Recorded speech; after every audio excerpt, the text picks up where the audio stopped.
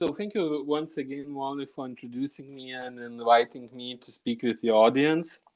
Today I will speak about very important part of the story of the Vilna Ghetto and also about future plans to make a new Holocaust museum in Vilnius and in Lithuania.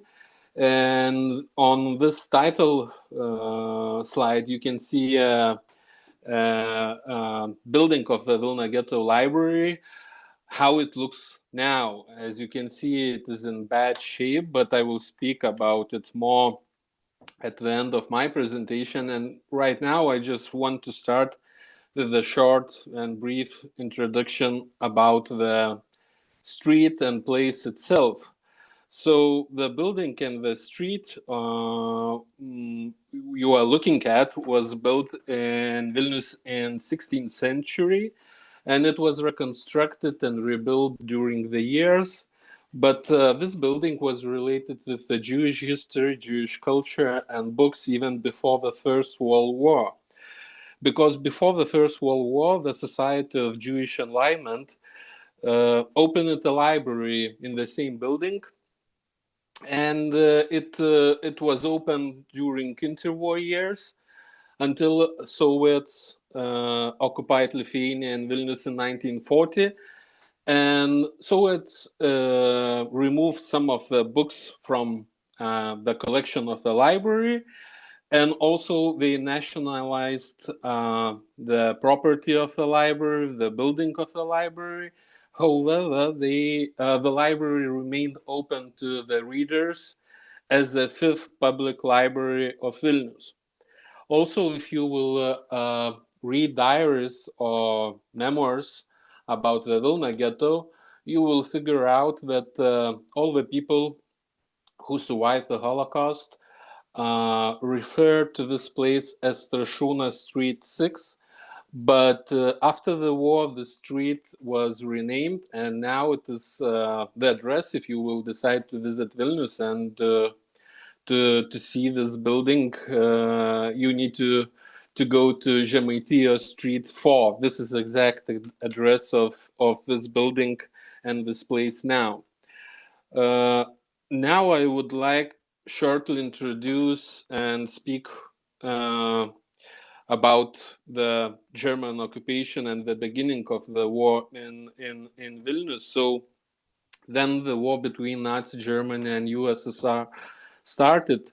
Vilnius was taken by German military forces within 2 days. So basically Germans took the city and entered the city on 24th of June 1941.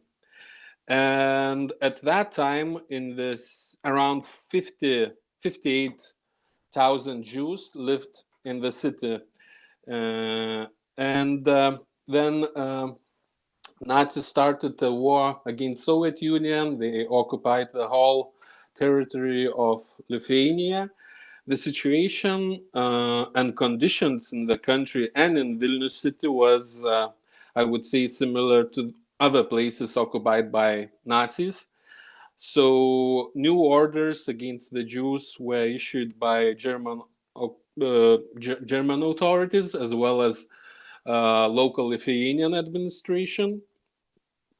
These regulations were accompanied by the mass arrest and detentions of Jews. And so basically those new orders and regulations prohibited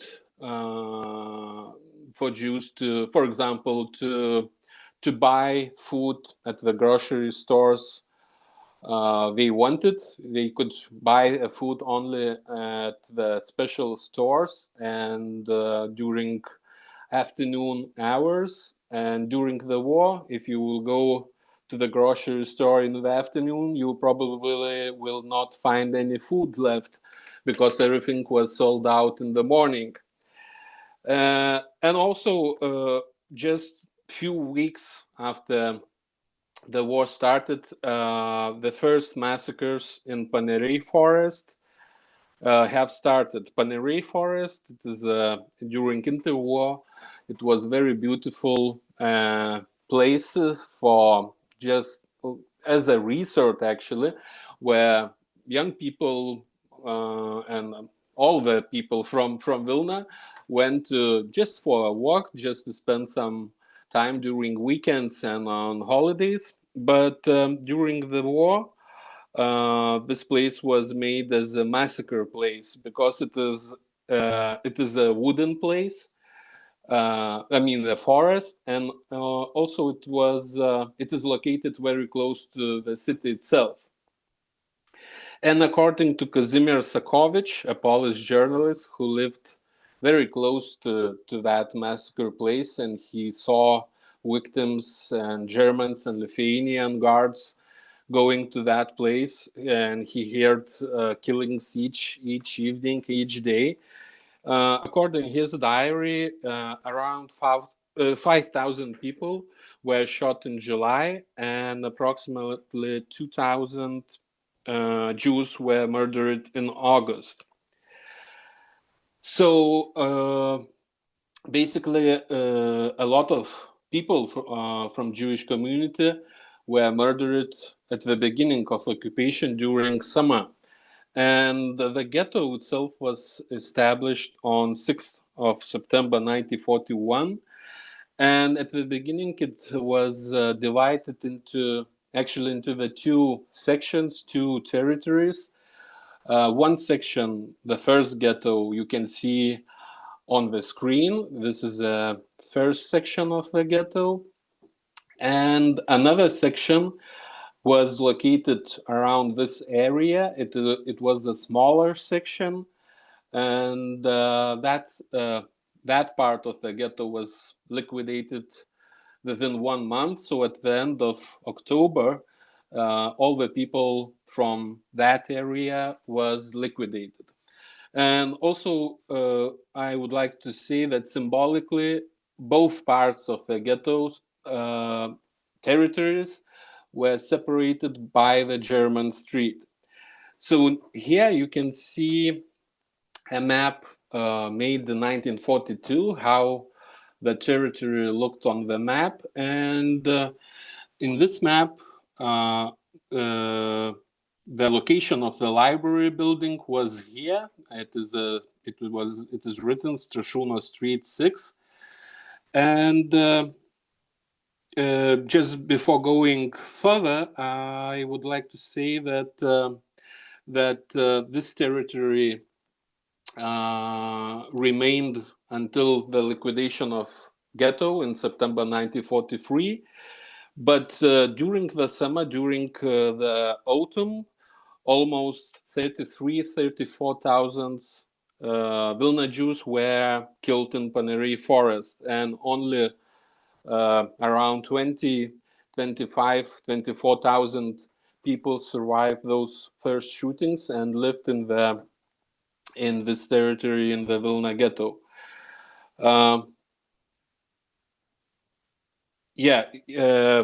The library itself was opened almost immediately and became very popular among the prisoners in the ghetto. According to the famous poet Avram Sutzkever, who wrote very detailed memoirs about the Vilna ghetto, and just recently these memoirs were translated for the first time into English language by literary scholar Justin Kemi. So according to Avram Sutzkever, the book has become a consolation in loneliness, in malinas, and in underground. And malinas in Yiddish, it is a word which means hiding place. And according to Sutzkever, people haven't stopped reading and borrowing books even after huge massacres or liquidation, especially during the liquidation of smaller ghetto. The second ghetto, I just told you about it just now. So Avram Sutzkever underlines that on the 1st of October, around 3,000 people were dragged to their death from the Vilna ghetto. And on the 2nd of October, 390 books were borrowed from the ghetto library. The slaughters in the second ghetto continued on the 3rd and on the 4th of October. And the next day, on the 5th October, 421 books were borrowed from the library again. And he draws a conclusion that by November, the Jewish population, had decreased by 40%, while the number of the books borrowed from the library increased almost a third. Here is on this slide, you can see a view to the library building from Pilama Street. You can see a wall, ghetto wall built, which divided the ghetto territory from city territory. This is a view made by famous, this picture was taken by famous Polish photographer Jan Bulhak around 1942.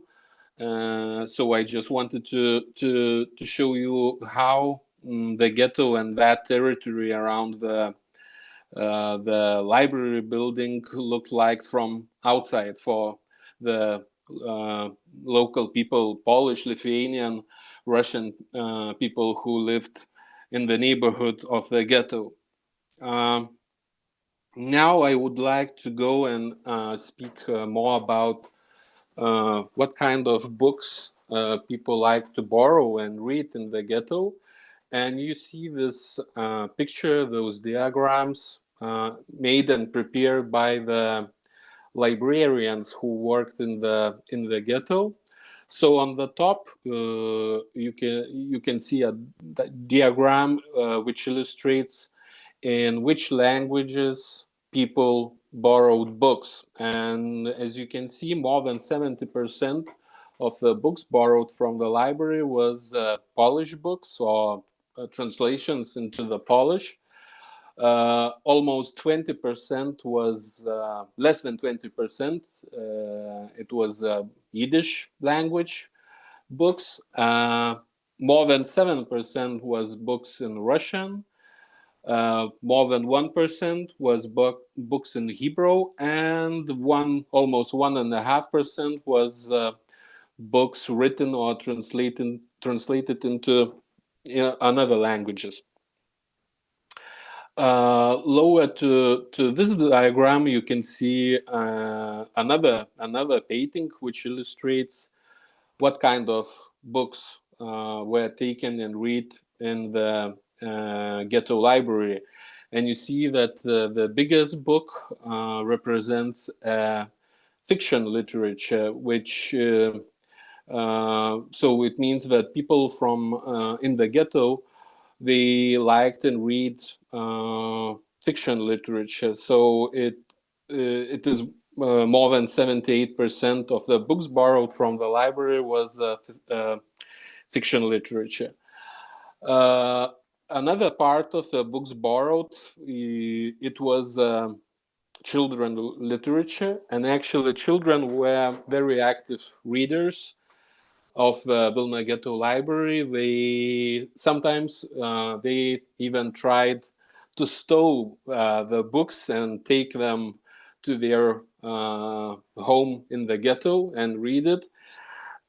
So it consisted of almost 18% of books borrowed from the ghetto library. And the smallest part was scientific literature, which consisted of 4% borrowed books. And there are, of course, intellectuals and people who worked before the war as a scientist.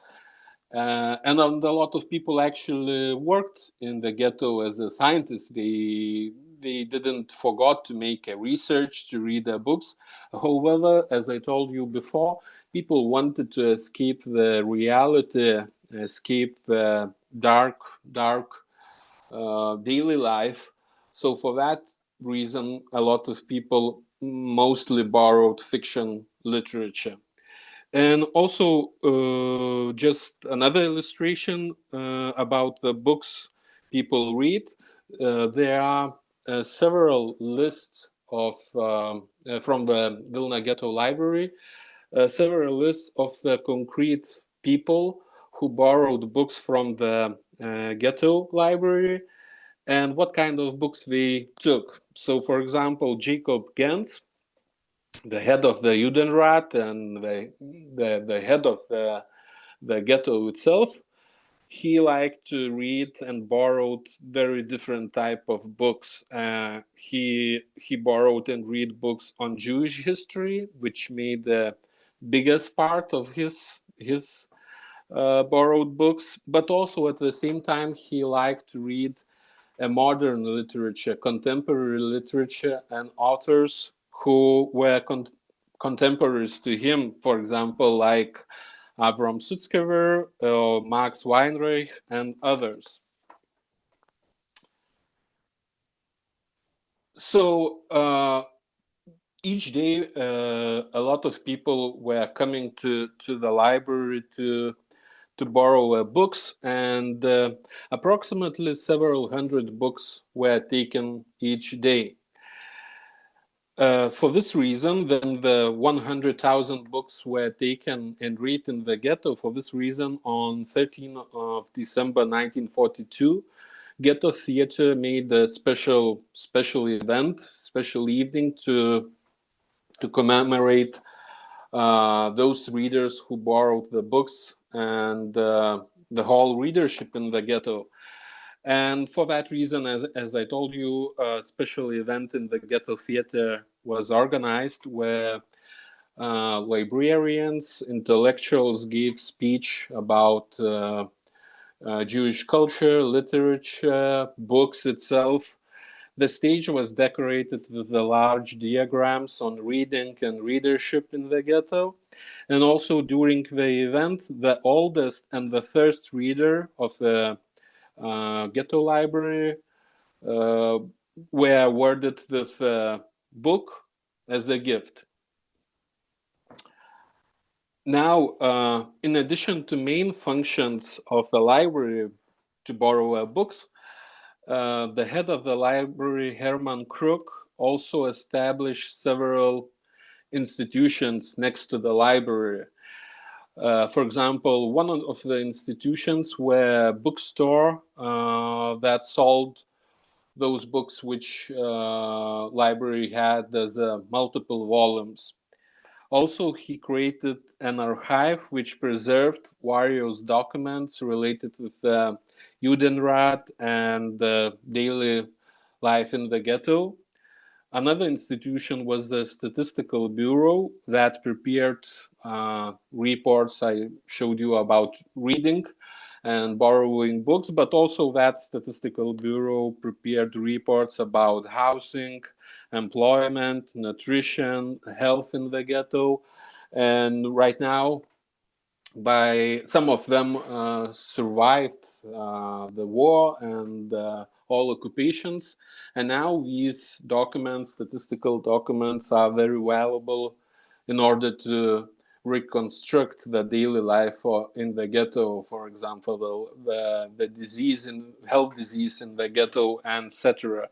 And finally, he created an address bureau, and the main function of the address bureau is to help people in the ghetto to find out where relatives or friends are living now when they moved to the ghetto. In addition to this, the building of the Vilna Ghetto Library had a yard, inner yard, and this yard was used as a sports field. It was a space for gymnastics and team sports, decorated with the slogans on the walls. For example, like in the healthy body lives a healthy spirit, or a sporting person will find the hardest work easy. So there was different, for example, basketball matches in that yard. And officially the sport field was opened on the 10th of July 1942. And here you see a picture from that opening of the sport field. And from on the first row from the left here, the first in the row is sitting Vilna Ghetto policeman Ferdinand Beigel. Fourth in the row here sits deputy head of the Vilna Ghetto Police Salek Dessler. Here sits the head of Judenrat and Vilna Ghetto Jacob Gens. On the left, on his left sits his daughter Ada, and here in the row sits a woman who was a wife of Jacob Gens, Elvira Budrikaite, because he was married Lithuanian woman, and actually his wife and his daughter lived outside the ghetto, very close to the ghetto, but the Germans gave them privilege to live outside the territory of the ghetto. So also for the prisoners of the Vilna ghetto, the library and the place around the library was not used only to read, to borrow books, to come and look at the sport events, etc. But also the ghetto library was very strongly related with the armed underground in the Vilna ghetto. Actually, it was headquarters of the FPO, or United Partisan Organization, or in Yiddish it is Vereinigte Partisaner Organisatie. And the FPO was established on the New Year's Eve of 1942 at the gathering of various Zionist young youth movement. And during that evening, on New Year's Eve of 1942, one of the leaders of future leaders of FPO, Abba Kovner, made a famous proclamation calling Jews in the ghetto to resist to the Germans and Lithuanian collaborators. And actually, he was right, because on that evening he said that all those annihilation massacres started at the beginning of summer. At the beginning of Nazi occupation, it was not part of Germans' plan to annihilate only Lithuanian Jews. It is a bigger plan to annihilate the whole Jews in Europe, and for that reason, Abba Kovner asked all the Jews to resist till the end, because for him, at that time he thought that there is no reason to live if you will die without the struggling for life.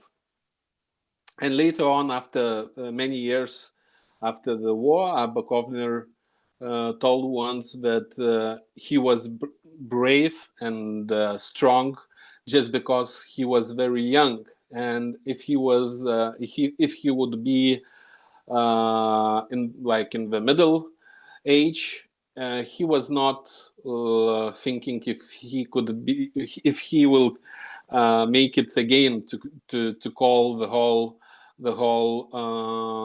prisoners to fight against Nazis without the guns in the hands. So library was also very connected with the FPO and armed resistance in the Vilna ghetto. And for example, in the basement of the ghetto library, members of the FPO was learning how to use weapons. They also hidden weapons in the library and in the basement of the library. Now I'm going and I would like to introduce the key people who ruled the library. So the head of the library was Herman Kruk. He was born in Plock in Poland, and he was a librarian by the profession. Actually, he was a director of the largest Jewish library in the Warsaw. And when the Second World War started, he fled Warsaw and settled as a war refugee in Vilnius. And also he had actually opportunity to go to the United States, but his wife and daughter was taken somewhere by the Germans in Poland, and for this reason he decided to stay in Vilnius just to figure out what has happened to his family. And in 1941, on 22nd of June in 1941, the war started between Nazi Germany and Soviet Union, and the war and Germans finally found him in Vilnius. His deputy was Zelig Kalmanovich, who was a very prominent, very famous scholar and intellectual in pre-war Vilnius, and he was also a co-director of the YIVO Institute in pre-war Vilnius. Both Kruk and Kalmanovich wrote diaries in the ghetto, and I'm suggesting to everyone who are interested in the Vilna ghetto and who wants to learn more about daily life in the Vilna ghetto, to read those diaries and to get better image of people daily life in the ghetto.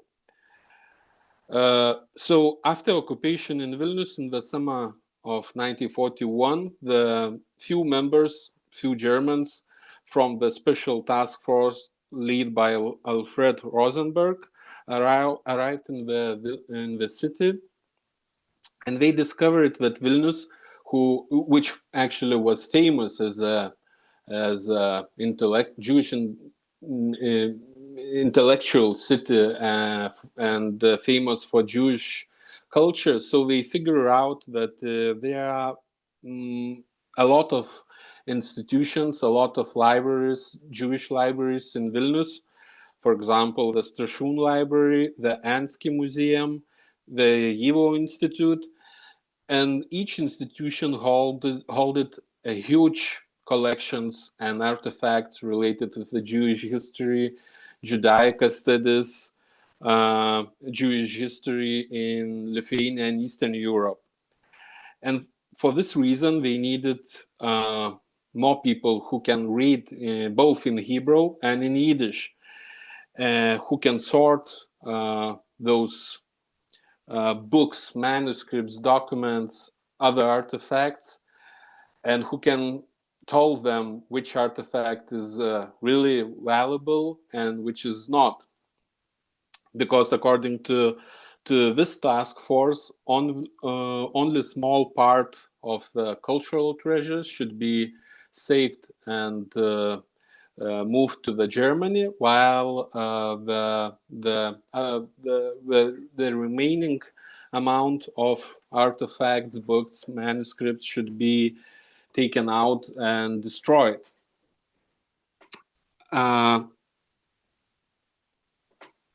So for this reason, at the beginning of 1942, Germans decided to create a group of Jewish intellectuals who should help them in this task.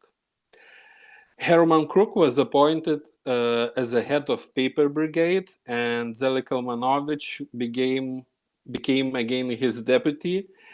But both intellectuals had different views and different approaches to the situation. Herman Kruk believed that the safest way to save books, manuscripts, artifacts is to keep them close to the Jews, and that meant to keep them into the Vilna Ghetto, in the territory of the Vilna Ghetto. Zelig Kalmanovich was in opposite view. He was thinking that even if the Germans took the most valuable cultural artifacts, they will not destroy them. And he believed that Germany, Nazi Germany, actually was more safer place to keep the most valuable artifacts and treasures than Vilna Ghetto. And he thought that in any way Nazi Germany will lose the war. And after the war, all the treasures looted and taken by Nazis will be given back to the legal owners of those treasures. So that was a kind of huge discussion among the members of the paper brigade to keep all the treasures in Vilnius or allow Germans to take it to Germany. However, they decided to part of the books and manuscripts and treasures allowed for Germans to take and move it to Germany, but at the same time they made huge efforts to smuggle books, manuscripts, art, and other artifacts to the Vilna Ghetto. Now, members of the paper brigade worked not in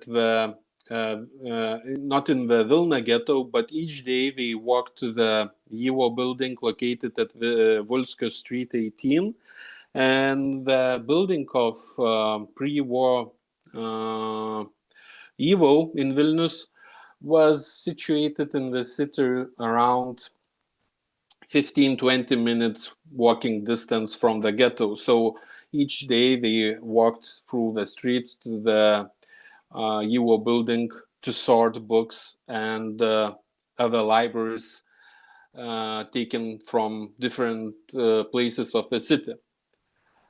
And for the intellectuals and writers to sort the books and to know that part of the books will be destroyed, it was not an easy task. For example, Zelig Kalmanovich expressed his feelings in his diary, and on August 26, 1943, just before liquidation of the Vilnius ghetto, he wrote his feelings about that, and I am quoting him: "I spent the whole week sorting books and throwing thousands away with my own hands.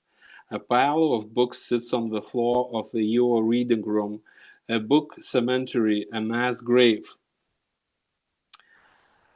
In order to save as many valuable treasures and books and manuscripts as they could, members of the paper brigade used different techniques and strategies. One of it is to risk their lives and try to smuggle those treasures to the Vilna Ghetto.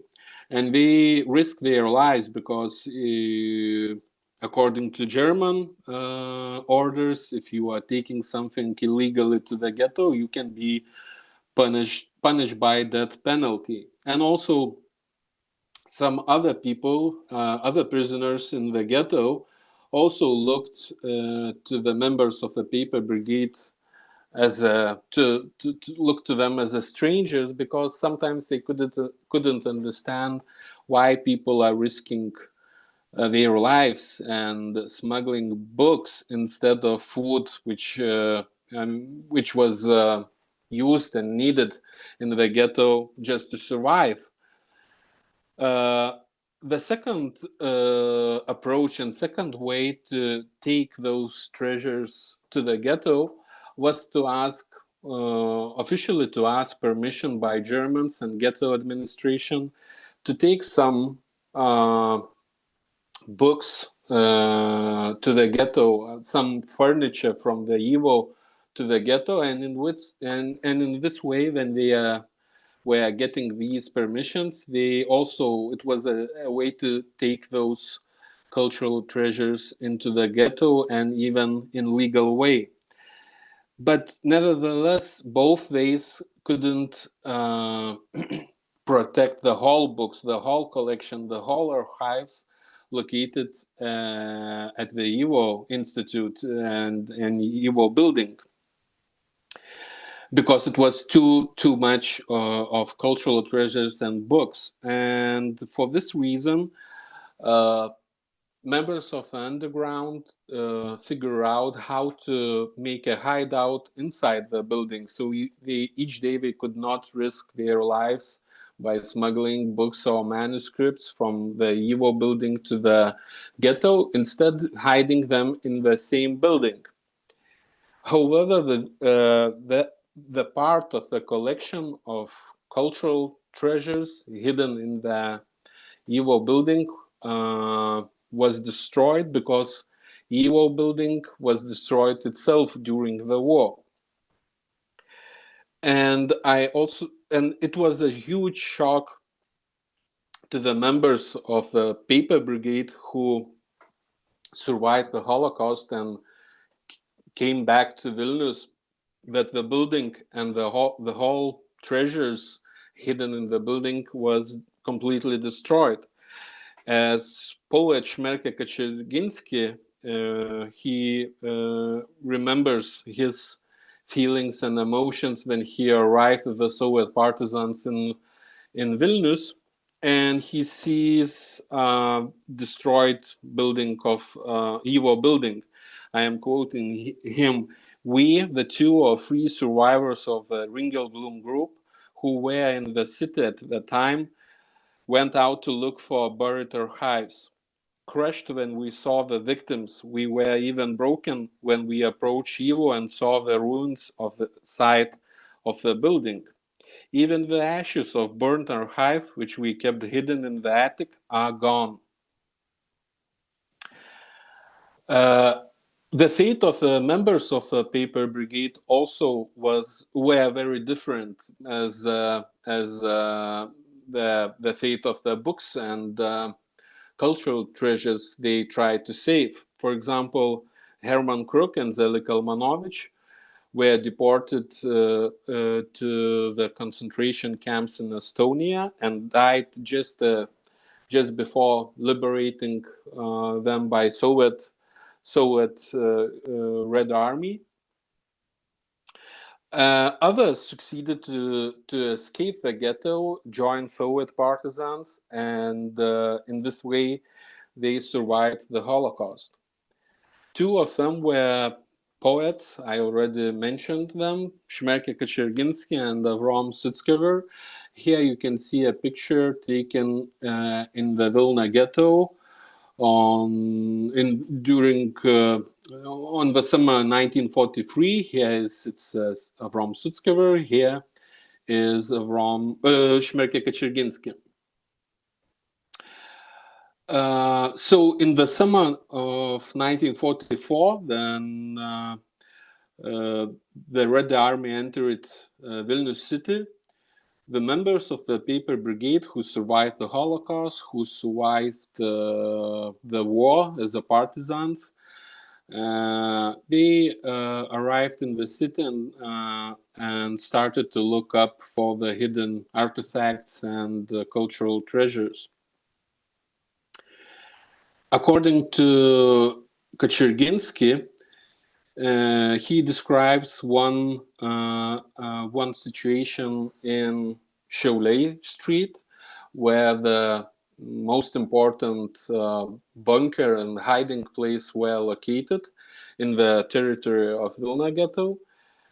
He describes when he comes to this place and other people, neighbors who lived at that time in close to that area, they actually were surprised why survivors of the Holocaust are going to the basements of those buildings, and they are looking for not for gold, not for other things to sold out, but we are taking some papers, some books, and for them, for those people who lived close to this place, they couldn't understand those people, why they are coming back to the territory of former ghetto and looking for cultural artifacts. And the basement in Cholet Street was one of the main hideouts built by member of the FPO. So that hideout place was a place for both for FPO to hide the weapons and the guns, and also it was one of the main places where members of the paper brigade hidden cultural treasures. And Avram Sutzkever, also when he arrives in Vilnius after the war, he describes how he found a hidden sculpture by famous sculptor Mark Antokolsky. He remembers that the discovery of David by Antokolsky came about as follows. A hand appeared after we managed to remove the first layer of earth.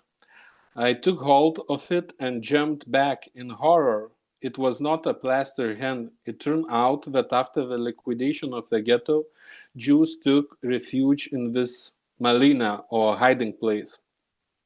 One of them died, and he was buried next to Antokolsky's sculpture. Here you can see a picture of Avram Sutzkever and Gershon Abramovich on the right. So Gershon Abramovich actually was engineer and architect of that huge hiding place constructed very deep and underground in Cholet Street. And in this picture you see that they are standing in the midway of Vilnius in July 1944 with the wagon of recovered cultural treasures, sculptures, newspapers, posters, artifacts. And also this is a sculpture made by Mark Antokolsky, sculpture of David, which I just described from memoirs of Avram Sutzkever. And this sculpture, as well as many other sculptures and artifacts, now are located in the Vilna Ghetto Museum of Jewish History. So I just wanted to illustrate how survivors of the Holocaust and former members of the paper brigade went through yards, streets, basements, attics in the territory of the former ghetto, and they were trying and looking to gather those hidden artifacts. And more and more documents, photographs, sculptures, manuscripts testifying a pre-war life of Vilna Jews were discovered in the city and in the ruins in the ghetto every day. And on 25th of July 1944, Juozas Banaitis, who was the head of the Art Affairs Board under the Council of Ministers of the Soviet Lithuania, he granted a permission to transfer those artifacts and cultural treasures found basically on the streets of Vilnius, post-war Vilnius, and put everything into the apartment shared by Avram Sutzkever and Shmerke Kaczerginski, who both lived in the same apartment located on Gediminas Avenue 15th. So the apartment of Avram Sutzkever and Shmerke Kaczerginski on Gediminas Avenue, one of the main streets in Vilnius even now, became not only as a depot of those cultural treasures taken back from hideouts, but also it was a meeting place for the survivors of the Holocaust. Usually they came to their apartment just to speak and discuss about news, just to know if maybe some of friends or relatives will came back to Vilnius and survive the Holocaust. But however, more and more rescued treasures discovered on the streets and basements in Vilnius. The space of apartments soon became scarce. It was necessary to find another huge, bigger and more safer place to put everything and to store and properly and to examine all those artifacts. One of the way survivors of the Holocaust fought, the best place to put all those artifacts is a place or building related to the Jewish history, Jewish culture. But the problem was that most of the houses and buildings related to the Jewish cultural institutions before the war had already been taken or allocated for other purposes. The only unoccupied space remained the former building of the Vilna Ghetto Library. And again, survivors of the Holocaust, they had different opinions and views about idea creating the museum, post-war museum in that building. Some of them thought that it is not a good way and it is not a good solution to move back to the ghetto and put everything back to the same place. While Shmerke Kaczerginski thought that the building of the Vilna Ghetto Library is the best place to create a Jewish museum, post-war Jewish museum, because as he was thinking, everything that is already here is already historic, and people should not be allowed to forget what happened here. On the contrary, let it always remind us of it, Shmerke wrote in his memoirs. So in 1944, the post-war Jewish museum was created in the same building where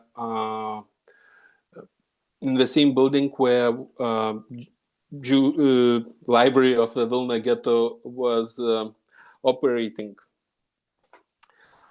The main goal of this museum, you can see a logo and a sign of this museum in 3 languages. From the left, it was title of the museum written in Lithuanian. In the middle, it is written in Yiddish, and on the right in Russian. And then the museum was opened.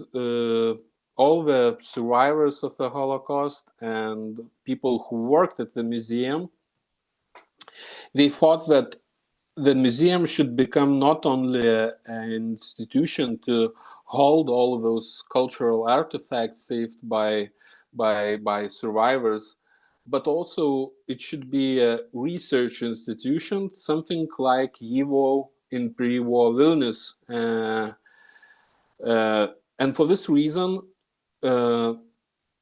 survivors of the Holocaust who worked at the museum, they walked through the streets in post-war Vilnius and gathered a lot of material saved in the attics basements, but also they made interviews from other survivors of the Holocaust, how they survived and what was their experience and daily life in the ghettos.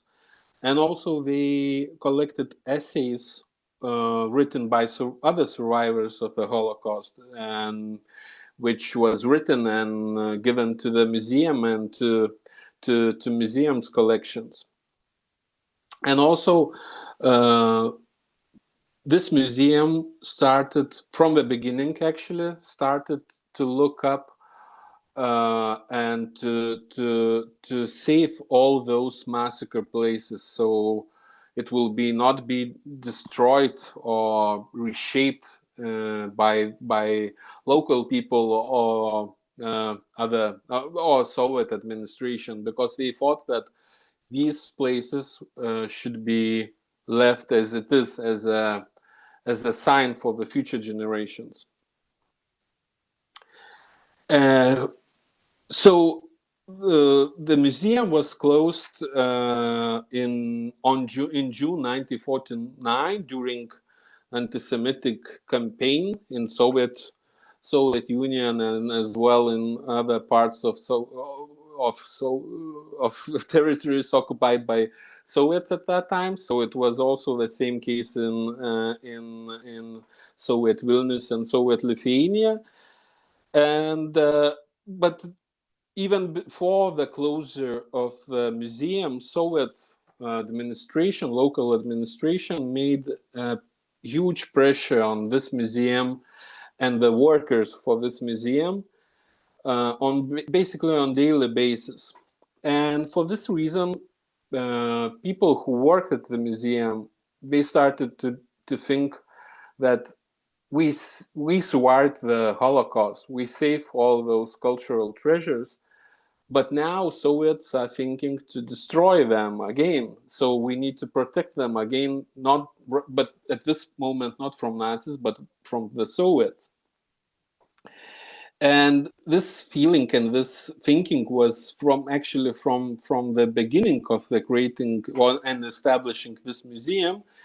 And for example, Shmerke Kaczerginski, he was not wanting to leave hundreds of Torah scrolls which were saved by members of the paper brigade, and he didn't want to leave them in the hands of the Soviet authorities and Soviet administration. And he handed them over to the emerging religious community in Vilnius. And the examination of the scrolls revealed that most of them were damaged and therefore no longer fit for their use.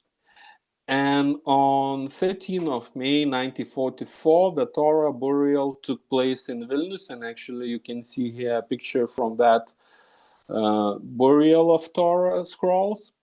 And it also we can say that it also is a symbolic funeral, not only to Torah scrolls, but also to Jerusalem of Lithuania, as the city was called for a long time ago.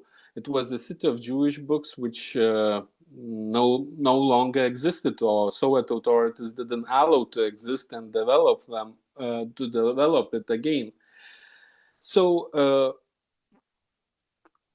Soviet authorities closed the Jewish museum in 1949, and all the colleagues who worked in this museum, survivors of the Holocaust, started to think what we should do now, how to save those cultural treasures now.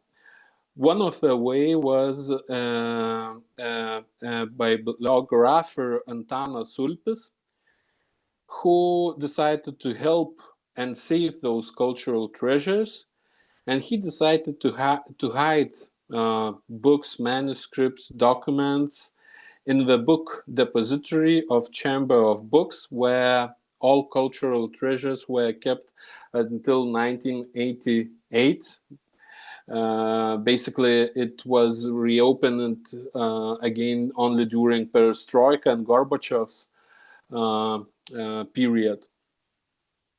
Other collections, pictures, photos, art artifacts, paintings, were given to different museums, archives in Soviet Vilnius. And again, it was closed for another 40 years from researchers,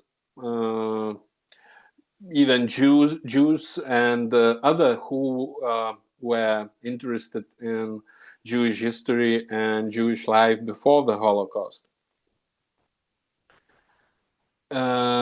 And another way to save that cultural treasures, to take them with yourself, because a lot of survivors, as well as members of Paper Brigade, decided not to stay and live in Soviet Lithuania, but they decided to move either to United States or to Israel or other countries, and also to take those at least part most valuable treasures with themselves.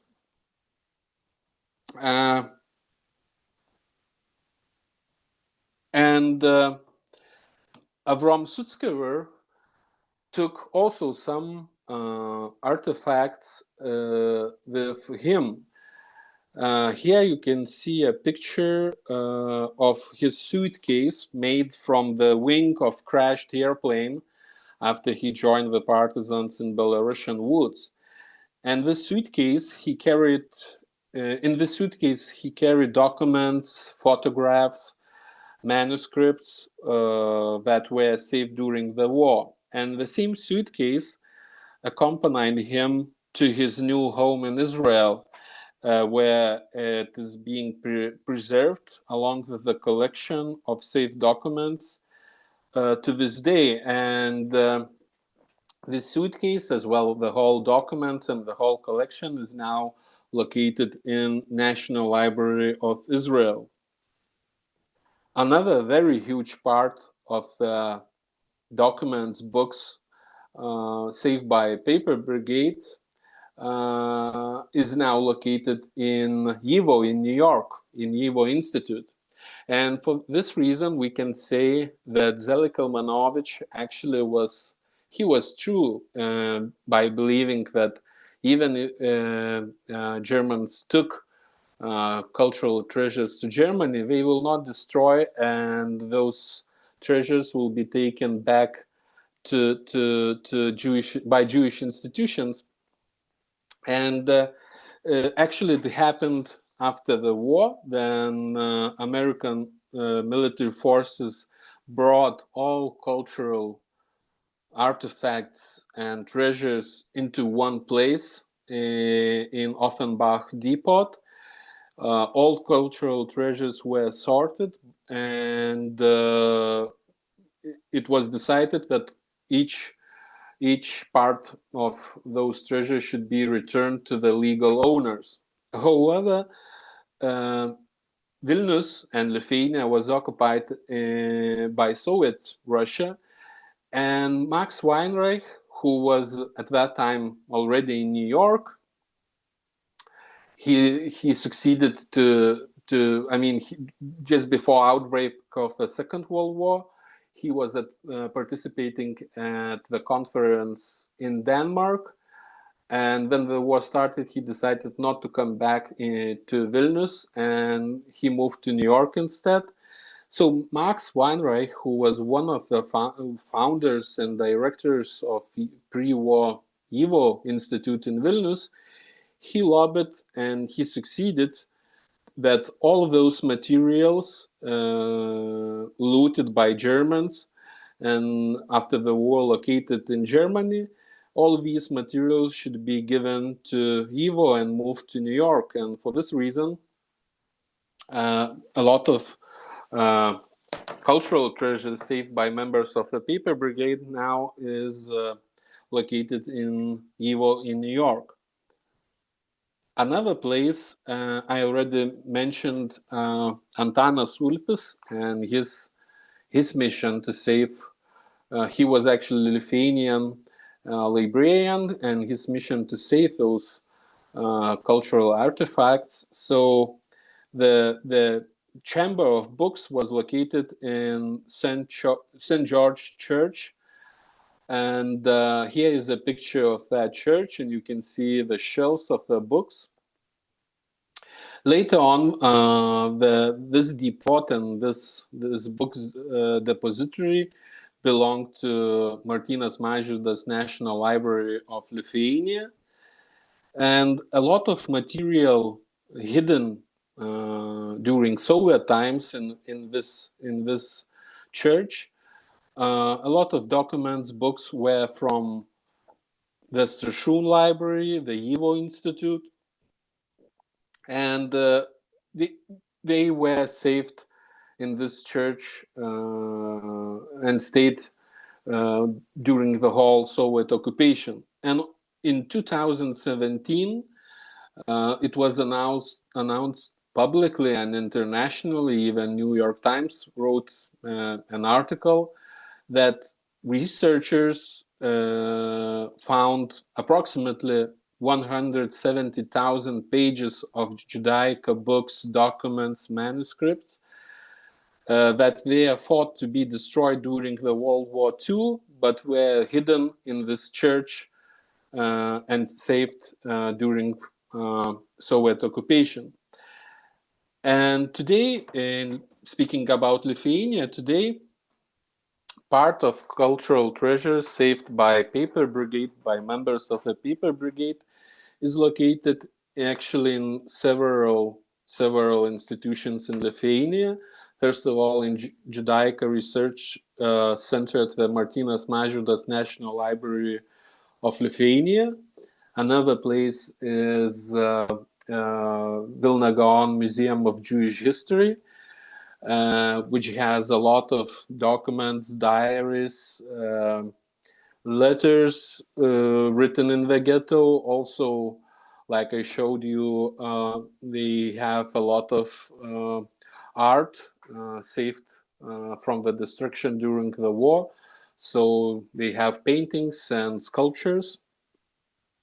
The third place, which has documents and artifacts saved by members of Paper Brigade, is the Wróblewski Library of the Lithuanian Academy of Science.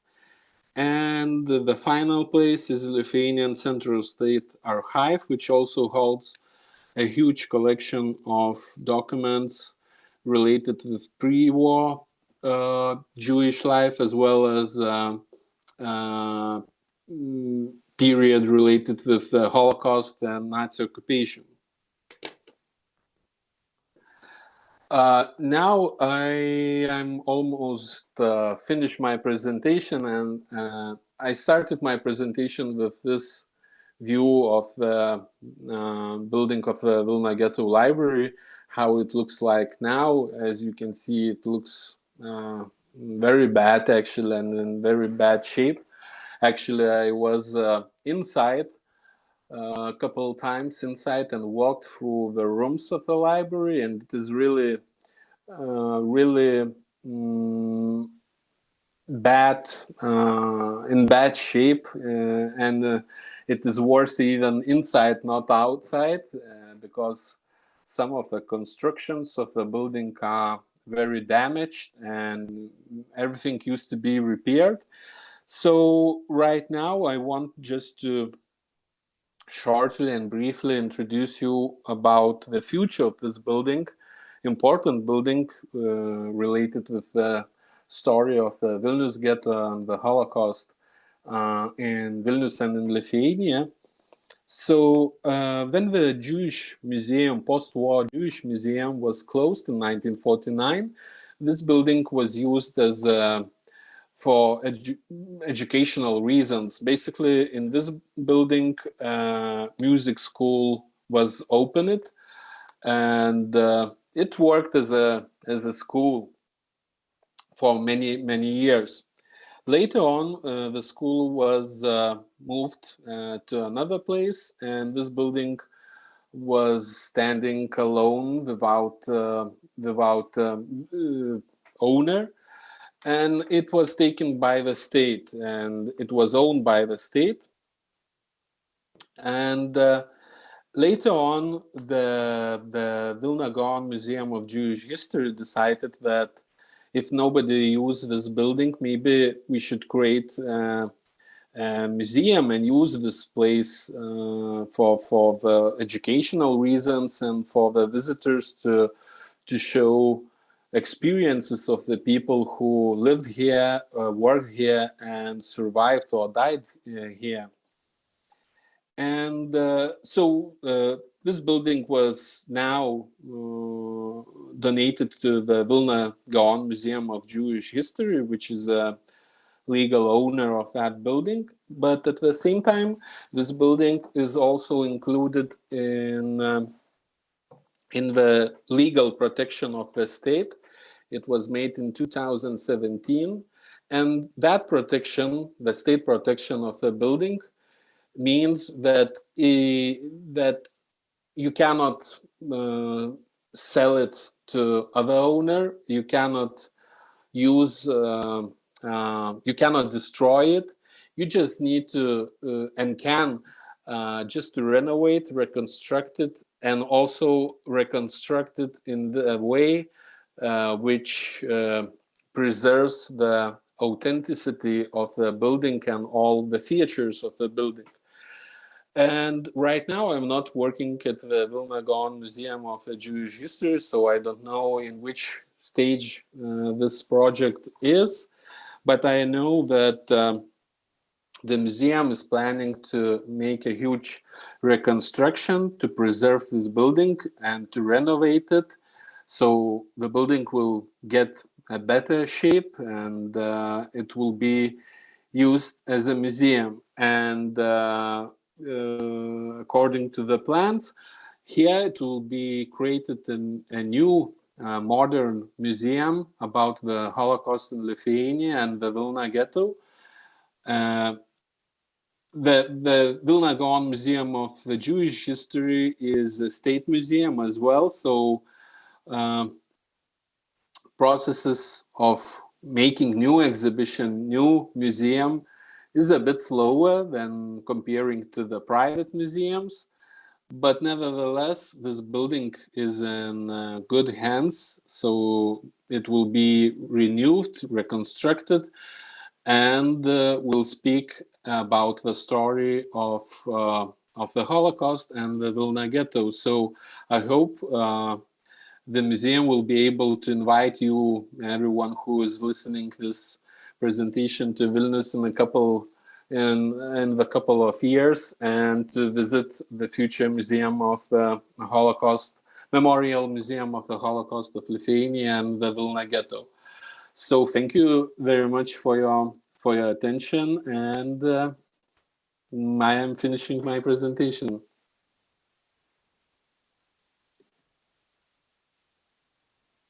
Oh my goodness. That was absolutely incredible, Stanislaus. Of course, we have the exhibit here.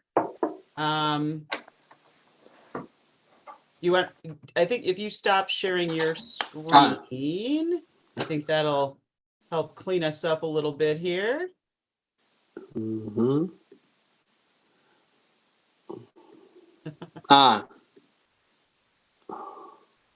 Stop share. Okay. There we go. Okay. Yeah.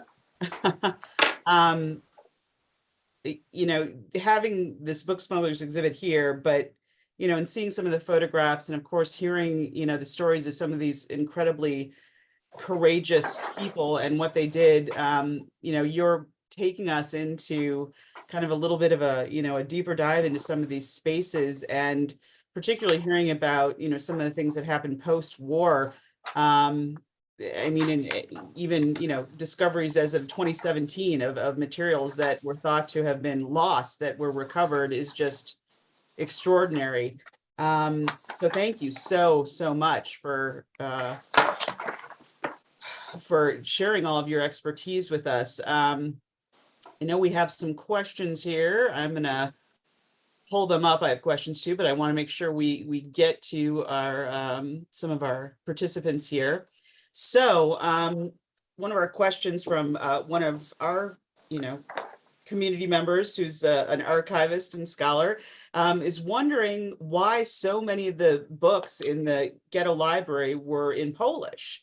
So we talked about what it was nearly 80% of the books checked out at the ghetto library were in Polish or translated into Polish. Can you speak to that a little bit? Yes.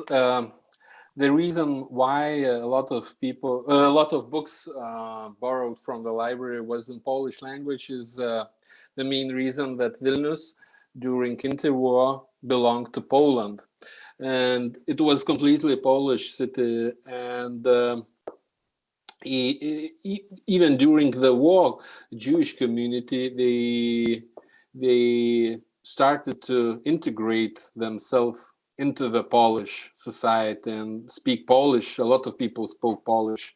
So I think that is the main reason why a lot of books from the ghetto library were read and borrowed in Polish language.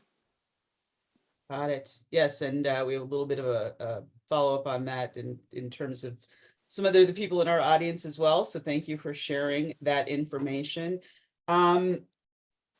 Some of the, you've worked on some really fascinating projects and books, and I'm interested if you wouldn't mind sharing just a little bit about this exhibit that you had helped curate, The Books Do Not Grow on Trees.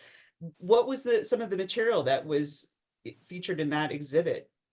Well, actually, it tells the story about the cultural life of the Vilna Jewish community from the beginning of Vilna Gaon till creating Vilna Gaon Museum of Jewish History.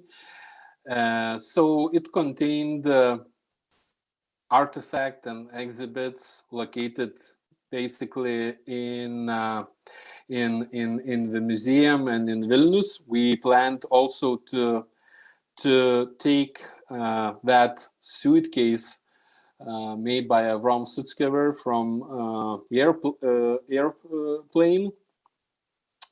We wanted to borrow it from National Library of Israel, but COVID-19 pandemic started and we used to change our plans. But speaking about the collections and what we showed, for example, we showed a diary of Zeli Kalmanovich, and it is very interesting it is an interesting story itself, speaking about this diary, because part of the diary was found by Avram Sutzkever after the war.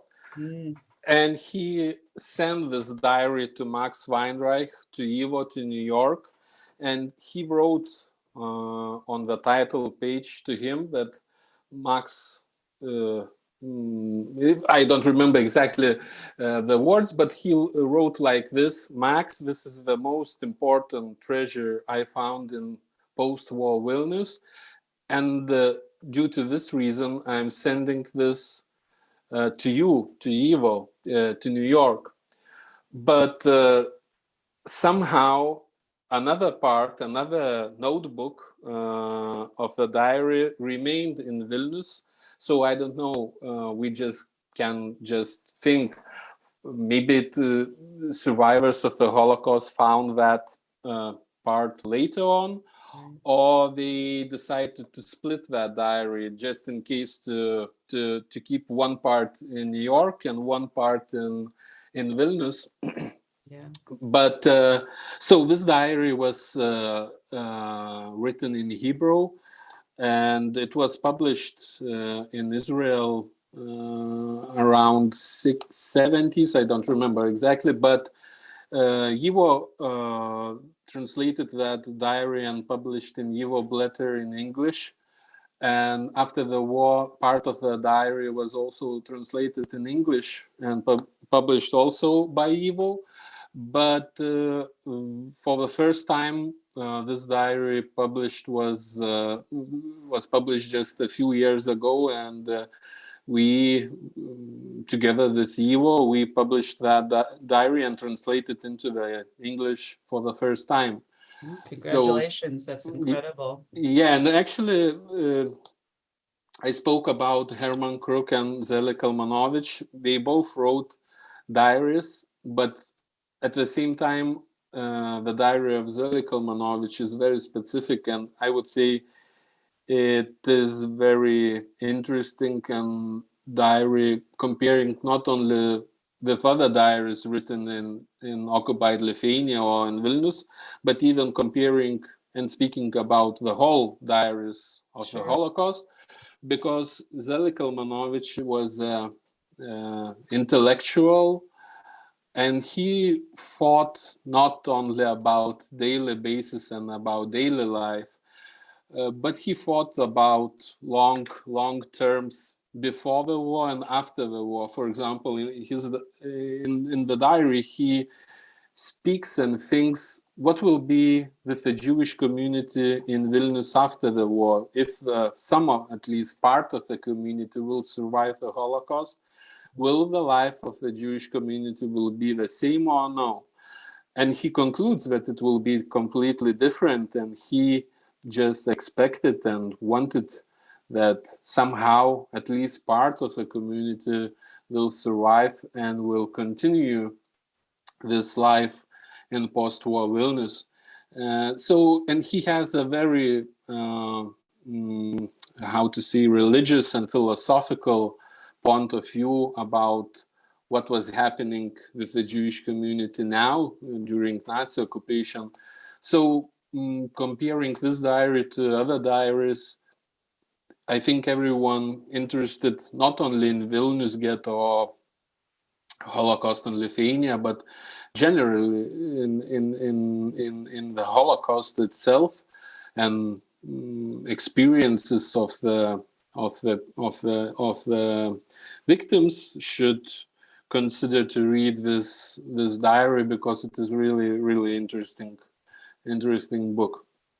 Well, it sounds like a tremendous recommendation, and one that we should definitely take you up on, and I will be doing that for sure. So I just want to thank you so much for sharing so much of your knowledge and expertise, some of these incredible insights, and to know some of the things that are going on, in contemporary Lithuania, to kind of, to rebuild and to, bring back into, their former, state of glory, these tremendous buildings, and, to be able to showcase the artifacts that survived, the treasures that survived, and for people to know the story of those like the Paper Brigade who risked so much to ensure the continuance of Jewish culture by risking their lives to save these treasures. So thank you so much for speaking with us, and for all the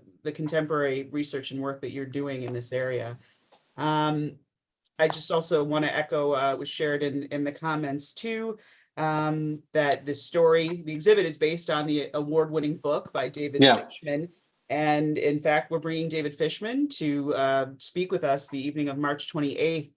And I think for those, as you said, who are interested in a deeper dive, hearing about the research that David had to do, how he was able to access a lot of this information to be able to tell this story, is going to be intriguing for many. So for those who are online, I encourage you to come and join us, and let people know who might be interested. And of course, we have the book for sale, and we have some other recommendations for further reading from Stanislavas. So thank you again. Thank you everyone for being here this evening. Please come on in and see the Book Smugglers exhibit. It's up through May 19th. It really is a story not to be missed. So thanks, everyone. Thank you, Stanislavas. Have a great. Thank you so much, Mike. Thank you.